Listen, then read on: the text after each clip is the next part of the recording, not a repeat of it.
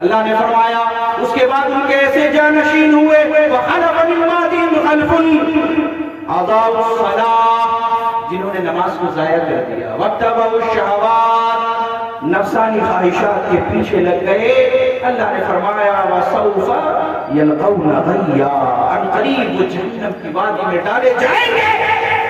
کیا ہم اس قسم کے ناخلف جانشین بننا چاہتے ہیں کہ ہم نماز کو چھوڑیں، نفسانی خواہشات کے پیچھے پڑ جائیں، جس کی بنا پہ اللہ رب العزت ہمیں جہنم میں ڈال دے؟ اللہ نے فرمایا اِلَّا مَن تَابَ وَآمَنَ وَعَمِلَ صَالِحًا، اور جہنم میں جانے سے بچے گا کون؟ ابھی بھی موقع ہے، اِلَّا مَن تَابَ، جو توبہ کرے، اِلَّا مَن تَابَ وَآمَنَ، ایمان لے کر کے آئے، جیسے اللہ نے بتایا، جیسا رسول اللہ صلی اللہ علیہ وسلم نے بتایا، جیسے صحابہ ایمان لے کر کے آئے، صحابہ کی طرح ایمان لے کر کے آنا ہے۔ اللہ اکبر۔ اللہ نے فرمایا کہ اگر تم صحابہ کی طرح ایمان لے کر کے نہ آئے تو تمہارا ایمان قابل قبول نہیں۔ نماز، اما عائشہ رضی اللہ عنہا کہتی ہیں، صحابیات کہتی ہیں، اللہ کے رسول اپنے گھر میں اپنے بیوی کے ساتھ اپنے فیملی ممبرس کے درمیان بیٹھے ہوتے، دنیا کی امور اور دنیاوی معاملات کی گفتگو ہو رہی ہوتی، گھر گھرانے کی گھریلو باتیں ہو رہی ہوتی، نبی صلی اللہ علیہ وسلم اپنے بیویوں کے ساتھ، فیملی ممبرز کے ساتھ ہنس رہے ہیں، مسکرا رہے ہیں، گھر میں بیٹھے ہیں، بات چیت کر رہے ہیں۔ فرماتی ہیں جیسے ہی اذان ہوتی، مؤذن کی اذان نبی صلی اللہ علیہ وسلم کے کانوں میں پہنچتی، اللہ اکبر اللہ اکبر، اشہد ان لا الہ الا اللہ واشہد ان محمد رسول اللہ، حی علی الصلاۃ حی علی الفلاح قد قامت الصلاۃ۔ کوئی اذان میں نے نہیں دی کہ ترتیب کے ساتھ پڑھو، یعنی اذان کے کلمات جیسے نبی کے کان میں پڑھتے، آپ صلی اللہ علیہ وسلم کی بیویاں گواہی دیتی ہیں، امہات المومنین گواہی دیتی ہیں، نبی ہمارے لیے اجنبی ہو جاتا، ایسا لگتا کہ کبھی پہچانتے ہی نہیں ہے، میں ان کی بیوی ہوں، وہ میرے شوہر ہے، فیملی ممبر، نہ بالکل اجنبی۔ بعض جگہوں پہ ذکر کیا کہ ہمارے سلف اگر کوئی سوئی میں ایسے دھاگا دے رہا ہوتا، اذان کی آواز آتی، اسٹاپ، وہیں پہ رک جاتے، اللہ کے رسول اذان کی آواز سنتے ہی اپنے گھر والوں کے لیے اجنبی ہو جاتے، بالکل اجنبی، گویا کہ آپ اپنے گھر والوں کو پہچانتے ہی نہیں ہیں۔ فوراً اذان کے بعد نماز کے کام میں لگ جاتے ہیں، وضو کرنا ہے، رفع حاجت کرنا ہے، اگر پیٹ کے اندر کوئی گرانی ہے پیٹ خالی کرنا ہے، وضو کرنا ہے، اس کے بعد مسجد کی طرف جانا، نماز اور نماز سے متعلق چیزوں کو دھیان میں رکھتے ہوئے دنیا والوں سے بے ہو جاتے۔ لیکن ہمارا کیا ہے؟ حاجی صاحب دکان کے اندر موجود ہیں، اذان ہو گئی، ایک کسٹمر آتے سامان کا بکری کر دی، ارے اس کو بیچ دوں، اس کو بیچ دوں، گھڑی دیکھ رہے ہیں، ارے بھائی جلدی جلدی سامان خریدو، گویا کہ اذان ہو جانے کے بعد اس کو کیوں دکاندار کو کہ ہم اور آپ دنیاوی معاملات میں بیٹھے ہیں، گپ مار رہے ہیں، مدرسے کے ہم مولوی مدرسے میں بیٹھے ہوئے، اذان ہو گئی، ارے چلو موسم آیا تو متقی بنا بنا اذان ہوئے گا، چھ لوگ کو نماز پڑھتے، اور جو مولانا صاحب ہیں مدرسے کے بچے بیچارے آگے سب میں نماز نہ پڑھے تو سختی اور کاروائی، مار پیٹ، مدرسے کے مولوی اللہ ہم سب کو ہدایت دے، سب سے پیچھے والے سب نے امام نے سلام پھیر دیا، بس وہ بعد میں نماز پڑھ رہے ہیں، یہ ہماری حالت ہے۔ مولوی وہ کیوں بیٹھا ہوا ہے؟ ارے آخری دقت دل پا دیں گے نا، سلام کرنے سے پہلے بھی جو دیا امام کے جو دیا میں وہ جماعت پھیر وہ بیٹھا ہوا ہے، آخری دقت میں اگر سلام کو امام کو سلام پھیرنے سے پہلے پالے میں پھر بھی جماعت میں شامل ہو جائے گا، یہ وارثین انبیاء کا طریقہ تو نہیں ہے۔ اللہ کے رسول اذان سنتے ہی دنیاوی کاموں کو ترک کر دیتے تھے، ارے دنیا کا کوئی کام ہو، چاہے کوئی بخاری پڑھا رہا ہو، مسلم پڑھا رہا ہو، حدیث پڑھا رہا ہو، تفسیر پڑھا رہا ہو، تبلیغ کر رہا ہو، کچھ بھی کر رہا ہو، یہ تبلیغ کس لیے ہے؟ اللہ کی توحید کو بتانا، نماز کے لیے بلانا، اذان ہو گئی، سارے کاموں کو چھوڑ دینا ہے۔ فرمایا اللہ رب العزت نے الا من تاب وآمن وعمل صالحا، اور اگر نیک انجام دے تو فرمایا کہ فَأُولَٰئِكَ يَدْخُلُونَ الْجَنَّةَ، یہی لوگ جنت میں داخل ہوں گے، وَلَا يُظْلَمُونَ شَيْئًا، اور ان نہیں کیا جائے گا۔ میرے بھائی آئیے ہم آج عہد کریں کہ ہم اپنی نمازوں کی ضرور حفاظت کریں گے۔ آپ کے سامنے میں سورۃ المومنون کی چند آیتیں پڑھوں گا، اور میرے بھائی ایک بات پھر کہوں گا، اللہ کی قسم آپ لوگ قابل مبارکباد ہیں۔ دیکھیے رات کا آخری پہر ہے، پہلے جلسے کے منتظمین نے بتایا تھا کہ 12 بجے تک ہم جلسہ ختم کر دیں۔ جب ہماری ان سے بات ہوئی تو انہوں نے ذکر کیا، لیکن چونکہ مدرسے اور مسجد کا معاملہ ہے، چلنے کے لیے ان جلسوں کا انعقاد کیا جاتا ہے۔ اس سے پہلے مولانا نور الاسلام صاحب آپ کے ہدیے تحائف عطیات زکات خیرات صدقات کو جمع کر رہے تھے، کچھ تاخیر ہوئی، لیکن آپ کیا سمجھتے ہیں کہ آپ جو اتنے لوگ بیٹھے ہیں تو کیا آپ بے وقوف ہیں؟ جو چلے گئے وہ کیا سمجھتے ہیں کہ وہ عقل مند ہیں؟ ایک خطیب نے مجھ سے کہا کہ ارے مولانا سب سے آخر میں بلایا جاتا ہے، کہتے ہیں کہ اپنی اپنا پورتھان بوکتا اپنا کہ دوٹا دن کا سمے جگہ ہوئے، کہا کہ جب جاتے ہیں 2 بجے 3 بجے تو آدھی سے زیادہ پبلک چلی جاتی ہے، بولنے میں مزہ نہیں آتا، موڈ خراب ہو جاتا ہے۔ اللہ اللہ، یہ ہماری سوچ نہیں ہے الحمدللہ۔ کیا ارے آپ ابھی بھی کم سے کم 50-100 کی تعداد میں ہیں؟ اللہ کی قسم اللہ کے رسول صلی اللہ علیہ وسلم نے جب دعوت کی ابتدا کی تھی مکہ کے اندر، آپ کو سننے والا ایک مسلمان بھی نہ تھا، دار ارقم کے اندر 1-2 لوگ تھے۔ یہاں تو اللہ کا فضل و کرم ہے کہ پوری بستی موجود ہے، مائک ہے، جو موجود نہیں بھی ہے تو آواز پہنچ رہی ہے۔ ہمارا کام وما علینا الا البلاغ، اگر ایک شخص رہے میں دین کی باتیں بیان کروں گا، اپنے گفتگو کی تکمیل کروں گا۔ آپ جانتے ہیں ہم خطیبوں کے اندر اخلاص کی کمی ہے۔ ایک بہت بڑے خطیب ہیں ساؤتھ انڈیا کے، نام لینا چغلی اور غیبت ہو کی نام نہیں لوں گا، ان سے کسی نے بہار کے کسی علاقے میں جلسے کا ڈیٹ مانگا، بہت بڑے عالم دین ہے، بڑی بڑی ڈگری ہے، کہا کہ مولانا صاحب آپ بتا دیجئے کتنا خرچ لیں گے؟ کہا کہ خرچے کی بات نہیں ہے، پہلے بتاؤ پبلک کتنی ہے؟ 10,000 20,000 پبلک ہوگی؟ کہا کہ 10,000 20,000 سے نیچے پبلک ہوگا تو ہم نہیں جائیں گے، تھوڑے لوگوں کے پیچھے ہم تقریر نہیں کرتے۔ اللہ اکبر، میں آپ کے سامنے ایک واقعہ بیان کرتا ہوں، اچانک میری بات ذہن میں آ گئی، سن لے۔ جو بیٹھے ہیں اللہ کی رحم ہے، اللہ کا رحم ہے، اس کا کرم ہے، آپ بیٹھے ہیں، اللہ نے آپ کو بٹھایا ہے، سب چلے گئے آپ بیٹھے ہیں۔ ایک واقعہ سناتا ہوں، پھر قرآن کی آیت کریمہ کی طرف آؤں گا، آپ لوگ سنیں گے نا جتنے ہیں بھائی؟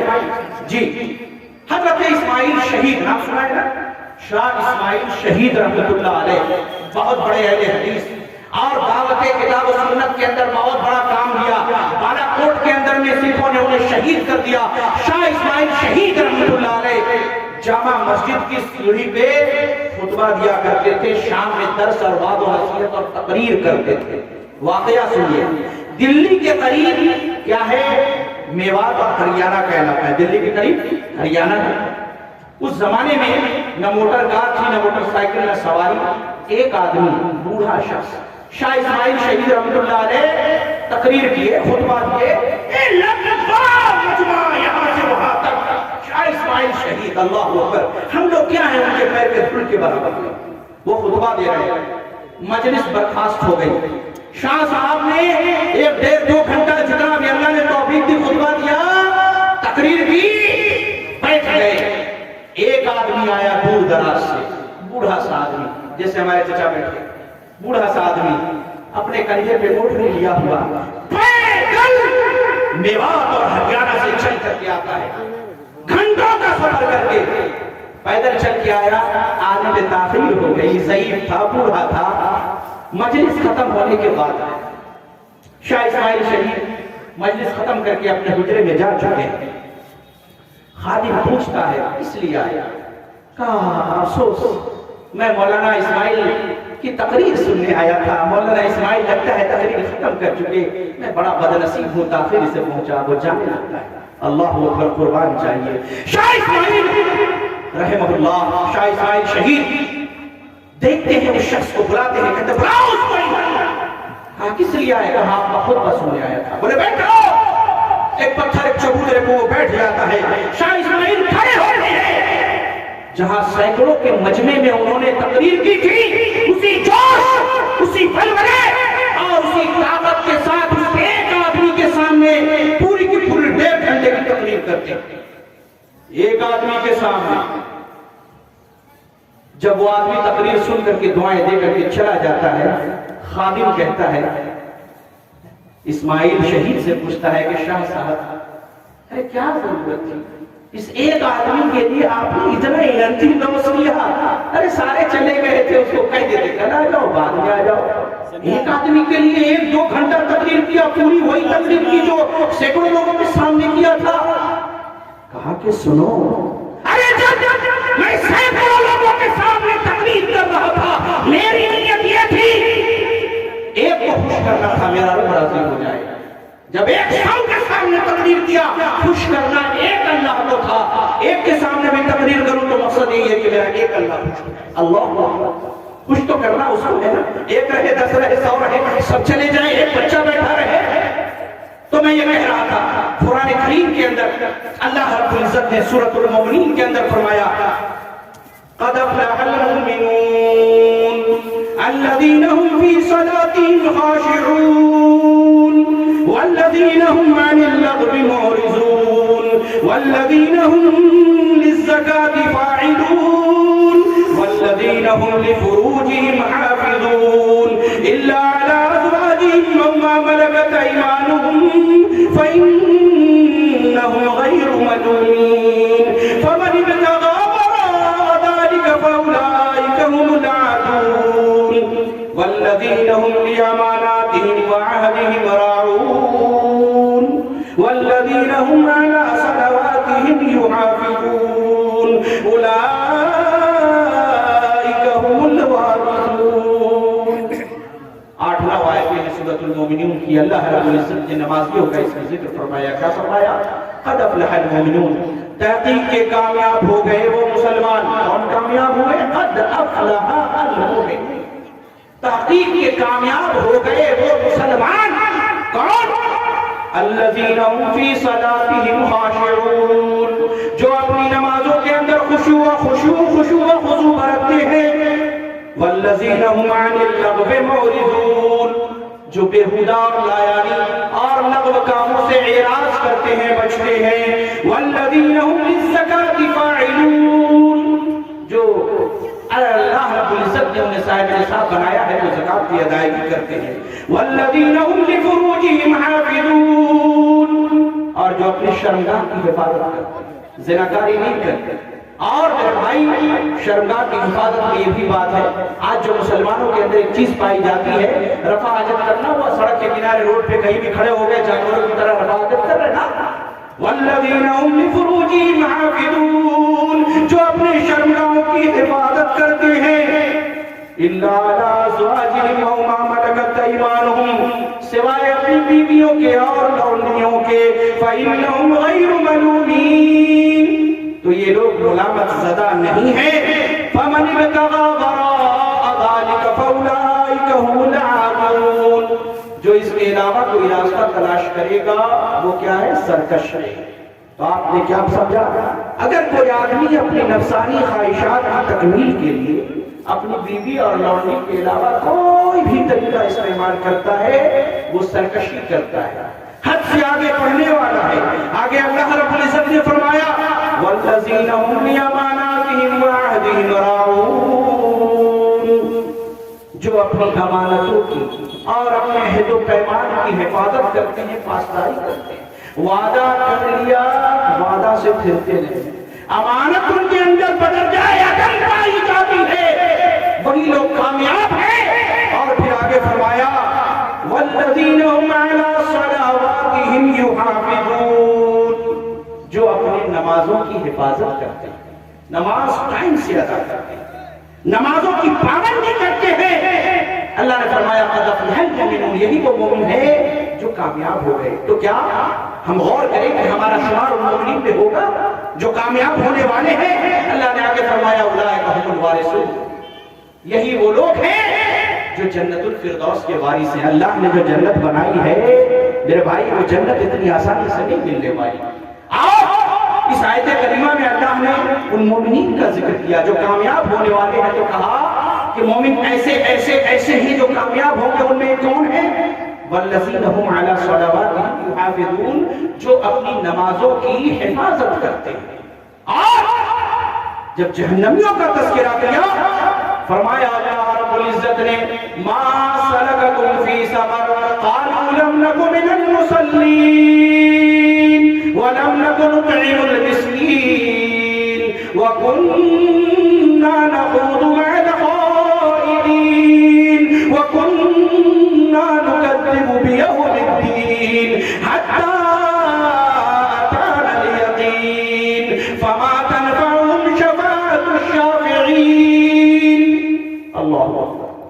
اللہ رب العزت نے منظر کشی کی ہے جہنم، جو جہنم کے داروغہ ہیں، جہنم کے جو فرشتے ہیں جن کو اللہ نے جہنم کے اوپر میں نگرانی کے لیے معمور کیا ہے، وہ جہنم سے پوچھیں گے ما سلککم فی سقر، ارے کم بختو وہ کون سا کام انجام دیا، دنیا میں کیا کرتوت کر کے آئے، ما سلککم فی سقر، تمہیں جہنم میں کس چیز نے ڈالا، کیوں تم جہنم کی آگ کے ایندھن بنے ہوئے ہو؟ ما سلککم فی سقر قالوا لم نک من المصلین، وہ کہیں گے کہ اے جہنم کے داروغہ ہم نماز نہیں پڑھتے تھے۔ ما سلککم فی سقر، پہلا جواب ما سلککم فی سقر قالوا لم نک من المصلین، ہم نماز نہیں پڑھتے، لم نک من المصلین ولم نک نطعم المسکین، مسکینوں کو کھانا نہیں کھلاتے تھے، غریب یتیم نادار مسکین کو بھگا دیتے تھے۔ آج یہ مدرسے قائم ہیں، آپ اس کے لیے چندہ کر رہے ہیں، اس کے اندر مسکین یتیم بچے پڑھ رہے ہیں، آپ ان کے کھانے پینے کا انتظام کر رہے ہیں، بہت بڑی بات ہے۔ اور جو یہ نہ کرے وہ جہنم میں جائے گا۔ ما سلککم فی سقر قالوا لم نک من المصلین ولم نک نطعم المسکین وَكُنَّا نَخُوضُ مَعَ الْخَائِضِينَ۔ اللہ اکبر۔ اور ہم کیا کرتے تھے؟ ہنسی مذاق کرنے والوں کے ساتھ ہنسی مذاق کرتے تھے، دین اسلام کا مذاق اڑاتے تھے، ہنسی ٹھٹھا کرتے تھے، مخول اڑاتے تھے، بیٹھ کر کے گپیں مارتے تھے، دین کی مجلسوں سے دور رہتے تھے۔ وَكُنَّا نَخُوضُ مَعَ الْخَائِضِينَ۔ اللہ کے رسول صلی اللہ علیہ وسلم جب نبی بنائے گئے اور اس سے پہلے جتنے بھی انبیاء آئے ان کی قوم کا مذاق اڑایا کرتے تھے۔ نوح علیہ السلام نبی بنائے گئے، اللہ رب العزت نے کہا، نوح علیہ السلام نے کہا ہے میرے رب، ربی اے میرے رب، زمین کے اندر اس کافر کو نہ چھوڑ، یہ لوگ ایمان نہیں لائے۔ 900 سال یا اس سے اوپر نوح علیہ السلام نے اپنی قوم کو تبلیغ کی، سوائے چند کے کوئی ایمان نہیں لائے۔ اللہ رب العزت نے کہا اے نوح کشتی بنا۔ نوح علیہ السلام کشتی بنانے لگے، ریگستان تھا، صحرا تھا، وہ لوگ مذاق اڑاتے تھے، ارے کیا کشتی کس لیے بنا رہے ہو، کیا اس کو مٹی میں چلاؤ گے، صحرا میں چلاؤ گے، ریگستان میں چلاؤ گے؟ بعض روایتوں کے اندر مذکور ہے کہ نوح علیہ السلام کشتی بناتے تھے، لکڑی چھیل کر کے ٹھوک کر کے رات میں جا کر کے پوری قوم اس کو پیشاب پچھانا کرتے تھے، اتنے بدتمیز لوگ تھے۔ محمد صلی اللہ علیہ وسلم نبی بنائے گئے، کہتے تھے دیکھو دیکھو دیکھو دیکھو یہ نبی ہے، عبد مناف کا نبی ہے، ارے اللہ نے اسی کو نبی بنانا تھا، ہم تو اتنے مالدار تھے، ہمیں اللہ نے چھوڑ دیا۔ نبی اپنے گھر سے نکلے، آپ کا مذاق اور ہنسی ٹھٹھا اڑاتے تھے، صحابہ کرام کا مذاق اڑاتے تھے۔ آپ جانتے ہیں دین اسلام کا مذاق اڑانا، صحابہ کا مذاق اڑانا، اگر کوئی آدمی مسلمانوں جو موجود ہو سن لو، اچانک ذہن میں بات آئی بتا دیتا ہوں، موضوع سے تعلق نہیں لیکن تعلق اسی حد تک بنتا ہے۔ یہ آیت کریمہ جو پڑھی جا رہی ہے وَكُنَّا نَخُوضُ مَعَ الْخَائِضِينَ، آج کوئی نوجوان ہے اللہ نے اس کو توفیق دی داڑھی رکھ لیا ہے، بزرگ آدمی ہے داڑھی رکھ لیا، پہلے نماز نہیں پڑھتا تھا، نماز پڑھنے لگا، لوگ کیا کہتے ہیں 900 چوہا کھا کے دلی چلی حج کرنے، کتنی بری بات ہے۔ وہ نماز پڑھا اس کا مذاق اڑا رہا ہے، کیا اتنا بڑا داڑھی رکھے ہو بالکل بکری کی طرح مولوی ہے، ایسے داڑھی کا مذاق اڑاتے ہیں، کہتے کیا داڑھی کے اندر اسلام ہے؟ ارے داڑھی کے اندر اسلام نہیں ہے، اسلام کی تو داڑھی ہے۔ ٹخنے کے نیچے کوئی اگر اوپر کوئی کپڑا رکھتا ہے اس کا لوگ مذاق اڑاتے ہیں، ٹوپی کا، داڑھی کا، کرتے کا، پیجامے کا، دین اسلام کا۔ آج اسکول کالج یونیورسٹیوں میں پڑھ کر کے ایسے مسلمان نکل رہے ہیں جو کہتے ہیں کہ اسلام کے اندر فلیکسیبلٹی نہیں ہے، اسلام بہت آرتھوڈاکس ہے، بہت کٹر ہے. ارے نماز پڑھنا ہے، روزہ رکھنا ہے، اتنا کٹر اسلام ہم کو نہیں چاہیے. اور اسلام کا جو نکاح کا طلاق کا جو نظام ہے، اللہ کے جو احکام و فرامین اس پہ انگلی اٹھا کے اعتراض کرتے ہیں. انہوں نے پڑھا دین کا مذاق اڑاتے ہیں. آپ جانتے ہیں چند لوگ وہ منافقین بھی نہیں تھے، کچھ منافقین تھے، کچھ مسلمان تھے. انہوں نے صحابہ کرام کے بارے میں کیا کہا؟ اور کچھ نواقض اسلام ہوتے ہیں، یعنی کلمہ پڑھنے کے بعد کچھ کام ایسے ہیں آدمی اگر اس کو کر لے تو دائرہ اسلام سے نکل جاتا ہے. اسی میں ایک چیز کیا ہے؟ اللہ، اس کے رسول، اس کے دین کا اور دین کی. اگر کوئی ایک مسواک ہے نا، مسواک، ارے داتون، اگر کوئی ایک داتون کا بھی مذاق اڑاتا ہے نا، وہ بھی اسلام سے نکل جائے گا، کافی ہو جائے گا. تو صحابہ کرام کے بارے میں ان لوگوں نے یہ کہا کہ وقت پڑھنے پر پیچھے ہٹ جانے والے یہ پیٹ کے پجاری ہم نے نہیں دیکھے. اللہ رب العزت نے قرآن کریم کی آیت کریمہ نازل کی، اب اللہ وآیاتہ ورسولہ کنتم تستہزئون، کیا اللہ اور اس کا رسول اور اس کی آیتیں بھی تم کو مذاق اڑانے کے لیے ملی ہے؟ لا تعتذروا قد کفرتم بعد ایمانکم، عذر نہ تلاش کرو، تحقیق کہ تم ایمان لانے کے بعد کافر ہو چکے ہو. تو وہ جہنمی کہیں گے وَكُنَّا نَخُوضُ مَعَ الْخَائِضِينَ وَكُنَّا نُكَذِّبُ بِيَوْمِ الدِّينِ، ہم قیامت کے دن کو جھٹلاتے تھے حَتَّىٰ أَتَانَا الْيَقِينُ، یہاں تک کہ ہمیں موت آ گئی. میرے بھائی، ہمیں یہ چاہیے کہ ہم نمازوں کی محافظت کریں، پابندی کریں. ایسا نہ ہو کہ ہم جہنم میں ڈال دیے جائیں اور جہنم کا داروغہ ہم سے پوچھے ما سلککم فی سقر، اور ہمارا یہ جواب ہو لم نکن من المصلین، ہم نماز پڑھنے والے میں سے نہ تھے. اور یہ مدرسوں کا قیام اور یہ آپ کا چندہ، خیرات، صدقہ، یہ سب کا ثواب کے لیے فائدہ مند کب ہوگا؟ جب آپ نماز پڑھیں. قیامت کے دن سب سے پہلے نماز کے بارے میں پوچھا جائے گا. اگر آپ نے نماز نہیں پڑھی، پہلے مرحلے پر اگر آپ فیل کر گئے، کوئی بچہ اگر 10ویں جماعت میں ہی فیل کر جائے تو انٹر اور بی اے کالج یونیورسٹی میں ایڈمیشن نہیں ہوگا. لہذا ہمیں چاہیے، ہم اللہ رب العزت سے دعا کرتے ہیں کہ اللہ تبارک و تعالی ہمیں اپنی مسجدوں کو آباد کرنے، نماز کو پابندی کے ساتھ پڑھنے، اور اپنے گھروں میں اپنے بیوی، اپنے بچے، اپنے بھائی، اپنے بہن سب کو نماز کی طرف ترغیب دینے، نماز کی طرف بلانے، اور سب سے پہلے خود نماز پڑھنے اور اس پر عمل کرنے کے اللہ ہمیں توفیق عنایت فرمائے. اقول قولی ھذا واستغفر اللہ لی ولکم ولسائر المسلمین آمین. وآخر دعوانا الحمد للہ رب العالمین.